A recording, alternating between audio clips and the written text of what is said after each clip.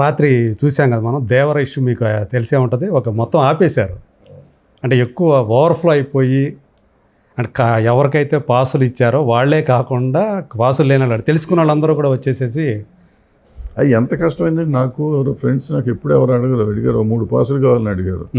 నేను అడిగితే నాకు ఎవరు ఇవ్వలేదు. అంటే ఎవరిని అడిగాను, నేను ఛాంబర్లో ఎవరికో చెప్పాను, దొరకలా పాసులు. తర్వాత రాత్రి ఫోన్ చేసి వాళ్ళకి టీవీలో స్క్రోల్ చేసి క్యాన్సిల్ అయిపోయింది, పాస్ లేదని బాధపడొద్దని చెప్పి వాళ్ళకి. అంటే వాళ్ళంతా బేసిక్ ప్రాబ్లం ఏంటంటే వాళ్ళంతా వాళ్ళే ఆంధ్ర వాళ్ళకి అనుకుంటా. మేము గుడివాడల దగ్గర అప్పుడు ఊర్లో వెళ్ళాము. ఆ రోజే భయం వేసింది నాకు, మనం ఇటువంటి ఫంక్షన్లు చేయటం ఎంతవరకు కరెక్టు. ఆ రోజు 2-3 చచ్చిపోయారు అనుకున్నాం ఆ ఊళ్ళో.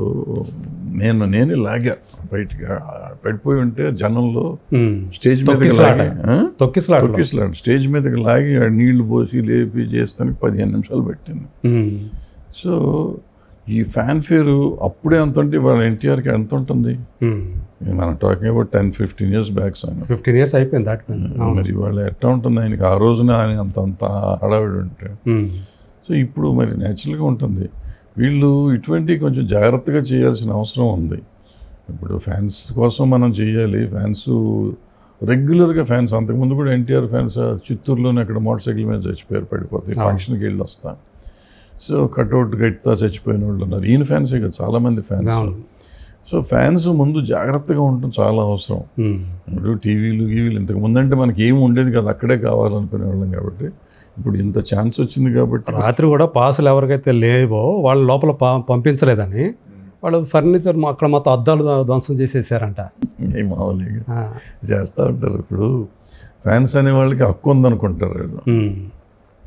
ఈ పాసులు ఇవన్నీ కూడా నైచెళ్తా చూడాలి. ముందు మా దేవుడిని చూసుకోవాలి కదా, వాళ్ళకి దేవుడే కదా హీరో. అవును. సో మా దేవుడిని మేము చూసుకుంటానికి రావాలి అనుకుంటారు, వస్తూ ఉంటారు. వచ్చినప్పుడు ఇది ఉంటుంది. అందుకని ఆ చేసేది ఏదో పకడ్బందీగా చేసి సరైన ఓపెన్ ఏరియా చేశారు, ఎన్ని లక్షల మంది అన్న వచ్చేటట్టుంటే ఈజీగా ఉంటుంది. అక్కడ ఇంతకుముందు కూడా అట్లా ఓపెన్ ప్లేస్లో కూడా మనం చూసాము. అది రామానాయుడు స్టూడియో అక్కడ, అది నానక్రామ్ కూడా, అక్కడ కూడా ఇది జరిగింది కదా, తొక్కిసలాట జరిగింది కదా, జరిగి అప్పుడు కూడా ఒకరు ఇదైపోయారు. సో అంటే ఓపెన్ ప్లేస్లో పెట్టినా కూడా సమస్య ఉంది అక్కడ. ముందు ఇది ఉండాలి, సెక్యూరిటీ లేకుండా ఏది చేయకూడదు. బట్ అన్కంట్రోలబుల్గా ఉంటుంది. ఇప్పుడు ఎంత చేసినా కూడా ఇప్పుడు ఎంతమందిని పెడతాం సెక్యూరిటీ అంటాం, 300, 400, 1000 మందిని పెడతాం. మనకు వచ్చేదో 1,00,000 మంది అయ్యే. ఎవరు 1000 మంది ఏం చేస్తారు, 1,00,000 మంది మన దోసి వెళ్ళిపోతారు. ఎప్పుడు చూడలేదు పోలీసులు స్టేజ్ మీదకి ఎక్కి మైకు తీసుకొని ప్రశాంతంగా ఉండమని చెప్పడం, ఫ్యాన్స్ని అల్లరి చేయొద్దు చెప్పడం అనేది అసలు మనం ఈ మధ్యకాలం చూసామా. సో ఇలాంటి అంటే ఇప్పుడు ఇది చూసిన తర్వాత అసలు ప్రీ రిలీజ్ ఈవెంట్లు పెట్టాలంటేనే భయపడే పరిస్థితి వచ్చేస్తున్నట్టుంది. అదేం లేదు. ఇప్పుడు మనకి ప్రాబ్లం ఏంటంటే ప్రీ రిలీజ్ ఈవెంట్ అనేటప్పటికీ మనం దాన్ని ఎక్కువ చెయ్యాలి. అందులో 3 ఏళ్ల నుంచి ఆయన సినిమా రిలీజ్ అవ్వాలి, వాళ్ళకి అది ఒక ఉంటుంది, ఆయన వస్తాడు చూద్దాం అనేది ఉంటుంది. సో ఈ ప్రమోట్ చేయకపోతే బాగోదు, ప్రమోట్ చేస్తే ఇట్ అవుతుంది. ప్రమోట్ చేయకుండా మనం ఇప్పుడు సైలెంట్గా మనం చేసాం అనుకోండి, హైదరాబాద్లో ప్రోగ్రామ్ చేసేసాం, పాస్లు ఇచ్చేసి పబ్లిసిటీ లేకుండా మనం ఏం చేస్తాం, ప్రీ రిలీజ్ ఈవెంట్ ముందు నుంచి వేస్తాం, కౌంట్ డౌన్లు వేసుకుంటూ వస్తాం. ఒకరోజు ముందు ఇవాళ ప్రోగ్రామ్ అనుకోండి, రాత్రి 10ంటికి పెడితే సోషల్ మీడియా ఊరికే వచ్చేస్తుంది, పొద్దుటే తెలుస్తుంది. బయలుదేరి వస్తానికి కూడా సగం మంది more than 50% వచ్చేవారు కాదు. అవును. రాత్రి పెడితే పొద్దున వస్తే టీవీలో మర్నాడు టీవీలో చూసుకునేవారు, లేకపోతే లైవ్ పెడతాం కాబట్టి లైవ్ టీవీలో చూసుకునేవారు. అదే ముందు చెప్పలేదని తిట్టుకునేవారు కానీ చూసేవారు. సో ఇటువంటి జాగ్రత్తలు కొన్ని జాగ్రత్తలు ఇదని కాదు, ఇటువంటి ఏదైనా తీసుకుని ఏదైనా చేసుకుంటే బాగుంటుంది తప్ప లైవ్లు పెడితే డెఫినెట్గా ఇదే ప్రాబ్లం ఉంటుంది ఫ్యాన్స్తో. వాళ్ళ జీవితాలతో మనం ఆడుకుంటానికి మనకు హక్కు లేదు. వాళ్ళు మన ఎంత ప్రేమించి మన కోసం చచ్చిపోతానికి తయారైన మనుషుల్ని మనం ఇటువంటివి పెడితే పాపం వాళ్ళకి చూద్దామనే తాపత్రయం ఉంటుంది. అభిమానం కొద్దీ వస్తారు వాళ్ళు. అదే అప్పుడు వాళ్ళని అదుపు చేయడం అనేది కష్టమైపోతూ ఉంటుంది. వాళ్ళని కొట్టలేము, తిట్టలేము, లాఠీ చార్జ్ చేస్తే మళ్ళీ మనకే బాధ. లాఠీ చార్జ్ కూడా జరిగింది రాత్రి. ఇవన్నీ మనకి బాధే కదా. చూస్తా మన పిల్లల్ని మన ముందు కొడతా ఉంటే మనకి బాధ, విన్నా కూడా బాధే కదా, హీరోలు బాధపడతారు కదా. అవును. ఇవన్నీ చాలా కష్టమైంది, జాగ్రత్తగా ఉండాలి. ఎంత అంటే నేను అనేది మామూలుగా ఫంక్షన్ చేసేసి టీవీలో రిలీజ్ చేస్తే అయిపోయింది. ఉంటారు ఒక 1000, 2000, 3000 మంది ఎట్టాగో వస్తారు. అవును, వాళ్ళు ఫంక్షన్ తెలిసిన వాళ్ళే వస్తారు. మనం ఇన్విటేషన్ వీళ్ళకి ఏంటంటే చాలా గ్రాండ్గా చేయాలని ఒక తాపత్రయం ఉంటుంది. అదే ఇప్పుడు అది ర్యాట్ రేస్ అయిపోతుంది. ప్రొడ్యూసర్లు పలానా హీరోకి 10,000 మంది వచ్చారు, మనకి 20,000 మంది రావాలి, ఇదిగో అక్కడ 20,000 మంది వస్తే మనకు 1,00,000 మంది రావాలి, వాళ్ళు అవుట్డోర్ చేస్తే మనం ఇంకో పెద్ద స్టేడియంలో చేద్దాం. ఇట్లా మన ర్యాట్ రేస్ లాగా చేసుకుని హీరోలను ఇంప్రెస్ చేయడానికి ప్రొడ్యూసర్లు చేస్తున్నారు కదా. అంటే ప్రొడ్యూసర్లు తప్పని నేను అంటలేదు.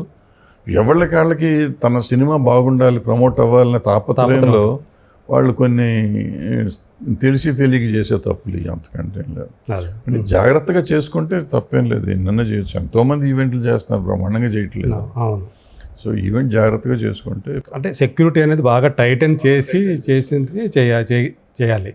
ఎంట్రీ పాయింట్ నుంచి అంతా జాగ్రత్తగా ఉండాలి. అవును, ఇలాంటి హీరోలకి జరిగేటప్పుడు ఇంకా చాలా జాగ్రత్తగా.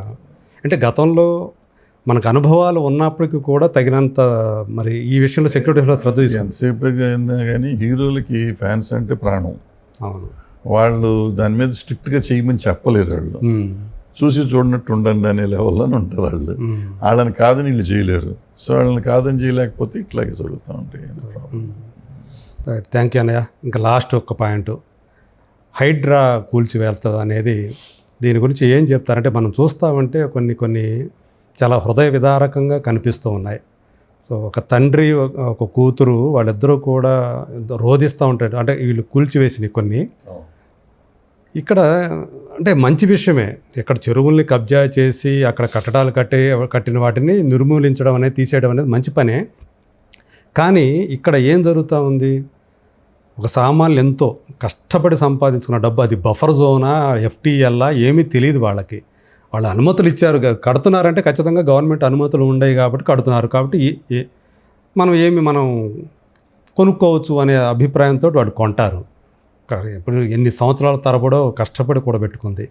కానీ ఇప్పుడు ఇలా ఆ కష్టమంతా కూడా రాత్రికి రాత్రి మొత్తం నేలపాలైపోతే, వాళ్ళ జీవితకాలం అంతా సంపాదించుకున్నంత పోతే, రోడ్డును పడిపోతే ఎవరిది ఇక్కడ బాధ్యత ఎవరిది? అంటే రేపొద్దు పోయినసారి పలానా గవర్నమెంట్ ఉంది, రేపొద్దున రేవంత్ రెడ్డి ఆయన వస్తాడు, ఇట్లా అన్నింటిని కూలగొడతాడు, ఎవరికి తెలుస్తుంది? తెలియదు. దీన్ని ఎలా చూడాలి మనం? అంటే అధికారులకు ఏమవుతుందో తెలియదు. దానికి అనుమతులు ఇచ్చిన అధికారుల మీద చర్యలు ఇంతవరకు ఒక్కరి మీద చర్యలు తీసుకున్నాడా? ఉన్నాం, ఒక్కటి రాలా మనకి. దీన్ని ఎలా చూడాలి అసలు? అంటే ప్రజల కోణం నుంచి చూడాలి కదా, ప్రభుత్వం ఉన్నది ప్రజల కోసం కదా. నేను హైడ్రా పెట్టినప్పుడే అప్పుడే నేను వీడియో ఒకటి పెట్టాను. దాంట్లో నేను ఏమన్నానంటే, ఈ మనకి అసలు మీకు ఫస్ట్ ఈ ఏమంటారు వీటిని రీహాబిలిటేషన్, మెడ్రాస్లో సింగిల్ బెడ్రూమ్, డబుల్ బెడ్రూమ్ కట్టేవారు మొదట్లో. ఎవరైతే నిరాశ్రయులు అవుతారు అక్కడ ఇట్లా ఆక్యుపై చేస్తారు కదా, స్లమ్ క్లియరెన్స్ కింద చేసేవారు అప్పట్లో. స్లమ్స్ అంటే ఆక్యుపై చేసిన ల్యాండ్. అవును, ఆక్యుపై చేసినా కానీ పాపం నువ్వు చెప్పినట్టు అక్కడ ఇక్కడ సంపాదించిందంతా తీసుకొచ్చి దాంట్లో పెట్టుకుని ఆ స్లమ్లో 50 గజాలు వాళ్ళు అమ్ముతారు. నాలాంటి రౌడీ ఒకటి చూసి 50 గజాలని అగ్రిమెంట్ మాత్రం ఉంటాయి, అంతే. ఒకటి కాగితం ఇస్తారు, ఇస్తే ఆ 50 గజాలకి నాకు 5,000, 10,000 ఇస్తే వాళ్ళు తీసుకుని కట్టుకుంటే గవర్నమెంట్ వాళ్ళకి పవరు, వాటరు అన్నీ సప్లై చేస్తుంది. ఇప్పుడు ఆ తర్వాత వచ్చిన గవర్నమెంట్ వాళ్ళని అప్పుడు ఏం చేశారంటే, గవర్నమెంట్స్ వీళ్ళని తీసేయాలి, ఇట్లా కాదు, మంచి మంచి ఏరియాలన్నీ పోతున్నాయి కాబట్టి స్లమ్ క్లియరెన్స్ చేయాలని చెప్పి భారతదేశంలో స్లమ్ క్లియరెన్స్కి ఇళ్ళు కట్టి ఇవ్వటం మొదలెట్టి ఇళ్ళని ఖాళీ చేశారు. చేసినాక వాళ్ళందరూ ఏం చేశారు, స్లమ్ క్లియరెన్స్ని తీసుకున్న మంచి ఇళ్ళు, సింగిల్ బెడ్రూమ్, డబుల్ బెడ్రూమ్ మంచి ఇళ్ళు వస్తున్నాయి. ఆ ఇళ్ళు మళ్ళీ అమ్ముకోవటం మొదలెట్టి, అమ్ముకుని మళ్ళీ కబ్జా చేయటం మొదలెట్టారు. సో ఇది కొంచెం ఎక్కువైపోయిందని మళ్ళీ అట్ట అయింది. ఇప్పుడు కూడా మనకి ఇందిరం ఇళ్ళు అవన్నీ అటువంటివి అయ్యాం. ఈ గవర్నమెంట్లు సరిగ్గా ఇచ్చేవో, వాళ్ళకి అలాట్మెంట్ ఇచ్చి సరిగ్గా చేయవు, అది ఒక ఆస్పెక్ట్. ఇప్పుడు రెండో ఆస్పెక్ట్ హైడ్రాకి వచ్చేటప్పటికి ఏంటంటే, అసలు ఎవరు కట్టనిచ్చారు? అదే కదా, అది నేను చెప్పింది మొన్న. ఎవరు కట్టనిచ్చారు? నేను ఇప్పుడు పెద్ద వాళ్ళకి కొన్ని కూలగొట్టారు, వాళ్ళకి 30 కోట్లు 40 కోట్లు పోయినా కానీ పెద్ద ఇబ్బంది లేదు, ఎందుకంటే వాళ్ళు అంతకంటే ఎక్కువ సంపాదించుకున్నారు వాటి మీద, వాళ్ళకి ఇబ్బంది. ఫర్ ఎగ్జాంపుల్ మీరు అన్న ఎన్ కన్వెన్షన్ కూడా అందులో ఒక భాగం, ఒకటి అటువంటిది ఏదైనా అది ఉంది, ఓయో ఉంది, వాళ్ళు చాలా కోట్లు కూడా సంపాదించారు, వాళ్ళకి తట్టుకోగలరు. రైటా తప్ప అనేది పక్కన పెడితే వాళ్ళకి ఇబ్బందులు లేవు. బట్ మీరు చెప్పినట్టు అది కానీ ఇక్కడ ఒక కోకాపేట రోడ్డు మీద ఒక చిన్న కొత్తగా పెడుతున్నారు, దానికి వాళ్ళు పాపం కొన్ని లక్షలు పెట్టారు, ₹1 కోటి లూప్ కొంత పెట్టారు. ఓకే, వాళ్ళు పాపం ఏంటి షట్టరా లేకపోతే చిన్న ఒక హోటల్ లాంటిది ఏదో పెడుతున్నారు, పాలమూరి గ్రిల్లు అటువంటిది ఏదో పెడుతున్నారు. వాళ్ళు పెడతాంటే దాన్ని కోలుకొచ్చారు రోడ్డు మీద బ్రహ్మాండంగా సెట్ చేసి అంత సెట్ చేసినాక. సో అది ఇంకా మొదలు పెట్టలేదు, ఇంకా స్టార్ట్ చేయలేదా?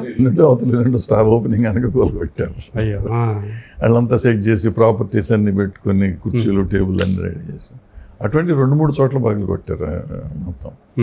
సో అది ఒకటి. ఇంకోటి ఇప్పుడు మీరు చెప్పిన దగ్గర విలేజ్ అమీన్పూర్ అట్లలో వాళ్ళకి కూడా పట్టాలండి ఇచ్చే కుకటపల్లి నల్ల చెరువు దగ్గర వాటర్ ఉంది, రోడ్లు ఉన్నాయి, అన్నీ ఇచ్చారు, గవర్నమెంట్ ఇచ్చింది. ఇప్పుడు ఆ ఇచ్చిన వాళ్ళు ఎవరు, పట్టాలు ఇచ్చిన వాళ్ళు ఎవరు, ఇది ఇచ్చిన వాళ్ళు ఎవరు, పర్మిషన్ ఇచ్చిన వాళ్ళు ఎవరు, మళ్ళీ నీళ్లు పవర్ ఇవ్వకపోయి ఉంటే వాళ్ళు వెళ్ళిపోయేవారు కదా. అవును, మీరు ఇచ్చారు కాబట్టి అన్ని గవర్నమెంట్ చట్టబద్ధంగా చేస్తుందని ఉంటున్నాము. అయ్యో అన్నీ ఉన్నాయి కాబట్టి కష్టాలు పడి ఏదో కూలీనాలి చేసుకుని సంపాదించిందంతా చిన్న చిన్న గట్టి రాయి పేర్చి దాన్ని ఏదో చేసుకుని ఉంటే అందులో ఉన్న సామాను కూడా ఇవాళ మొత్తం చేస్తే మళ్ళీ ఎప్పుడు సంపాదిస్తారు వీళ్ళు, మళ్ళీ ఎప్పుడు ఇల్లు వస్తుంది వీళ్ళకి, ఎప్పుడు పోతారు. సో వీళ్ళకి 100% రీహాబిలిటేషన్ చేసి వేరే ఇల్లు ఇచ్చి వాళ్ళని అక్కడ షిఫ్ట్ చేసినాక నువ్వు కూలగొట్టి ఏమన్నా చేసుకో, మనకు ప్రాబ్లం లేదు. అది లేకుండా మీరు చేయటం అనేది చాలా దుర్మార్గం. అది ఇది కాకుండా ఇది నిరాశలు చేశారు. ఇది కాకుండా ఆ పర్మిషన్లు ఎవరు ఇచ్చారో వాళ్ళ మీద చట్టబద్ధమైన చర్య ఎందుకు తీసుకోవట్లేదు? ఇప్పుడు నేనుంది, నాకు ఇల్లు పోయింది, నేను కట్టిన తప్పు కాబట్టి నా ఇల్లు కూలగొడుతున్నాను, నాకు సరిపోతుంది. బట్ నేను ఎవరిని నమ్మాను? ప్రభుత్వాన్ని. ప్రభుత్వం కదా నాకు పర్మిషన్ ఇచ్చింది. ఆ ప్రభుత్వానికి ఏం సెట్ చేస్తారు? ప్రభుత్వ అధికారికి ఏం సెట్ చేస్తారు? ఇప్పుడు వాళ్ళంతా ఇప్పుడు మీరు చెప్పే లెక్క ప్రకారం వాళ్ళు లంచాలు తీసుకుని మమ్మల్ని కట్టనిచ్చారు అని మీరు అంటున్నారు. మరి లంచాలు తీసుకుంటే ఆ డబ్బులు వాళ్ళ దగ్గర ఉంటాయిగా, ఆ డబ్బులు మాకు ఇప్పించండి, సింపుల్. ఏమన్నా చేస్తారా?